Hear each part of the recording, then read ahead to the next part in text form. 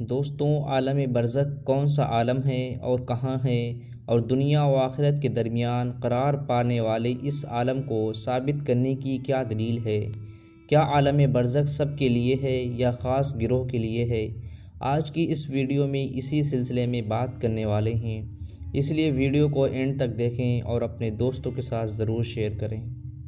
دوستوں، عالم برزخ کے بارے میں ہر مسلمان جانتا ہے، مگر اس کے متعلق مکمل تفصیل بہت کم لوگ ہی جانتے ہوں گے۔ برزخ کے معنی ہوتے ہیں پردہ، اور دو چیزوں میں حد یا رکاوٹ کے ہیں۔ یہ موت کے بعد سے قیامت تک کے وقفے کا نام ہے، جس کے متعلق قرآن مجید میں سورہ المومنون میں ارشاد فرمایا گیا ہے، یہاں تک کہ جب ان میں سے کسی کو موت آ جائے گی تو وہ کہے گا، اے میرے رب، مجھے دنیا میں واپس بھیج دیجئے تاکہ میں اس دنیا میں کچھ نیک عمل کر لوں جسے میں چھوڑ آیا ہوں۔ اللہ تعالیٰ فرمائے گا، ہرگز نہیں، یہ وہ بات ہے جسے وہ بطور حسرت کہہ رہا ہوگا، اور ان کے آگے اس دن تک ایک پردہ حائل ہے جس دن وہ قبروں سے اٹھائے جائیں گے۔ اس آیت مبارکہ سے واضح ہوتا ہے کہ مرنے کے بعد دوبارہ اٹھائے جانے کے درمیان کا زمانہ عالم برزخ کہلاتا ہے۔ عالم برزخ کا کچھ تعلق دنیا کے ساتھ ہوتا ہے اور کچھ آخرت کے ساتھ۔ دنیا کے ساتھ تعلق اس طرح ہے کہ جب انسان مر جاتا ہے تو اس کو عزیز و اقارب میت کے ثواب کے لیے صدقہ و خیرات اور ذکر و اذکار کرتے ہیں، اس سے میت کو ثواب پہنچتا ہے اور راحت و سکون ملتا ہے۔ جبکہ آخرت کے ساتھ تعلق اس طرح ہے کہ جو جزا یا سزا برزخ میں شروع ہوتا ہے وہ آخرت میں بھی ملنے والی جزا یا سزا کا ہی حصہ ہوتا ہے۔ اس حوالے سے سورہ غافر میں اللہ تعالیٰ فرماتے ہیں، اور عالم برزخ میں بھی ان لوگوں کو دوزخ کی آگ کے سامنے صبح و شام لایا جاتا ہے۔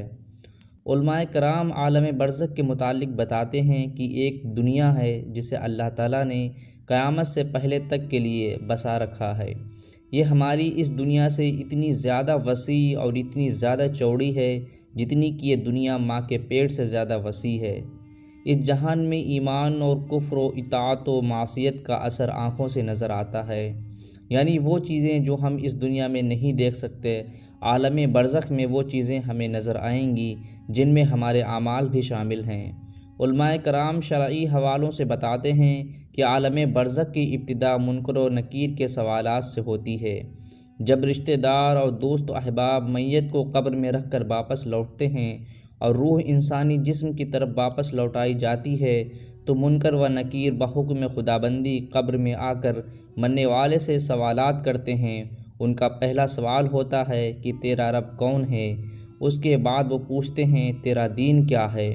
اگر مرنے والا ان سوالات کے صحیح جواب دے دیتا ہے تو پھر آسمان کی طرف سے ایک آواز دینے والا کہتا ہے کہ میرے بندے نے سچ کہا، اس کے لیے جنت کے دروازے کھول دو۔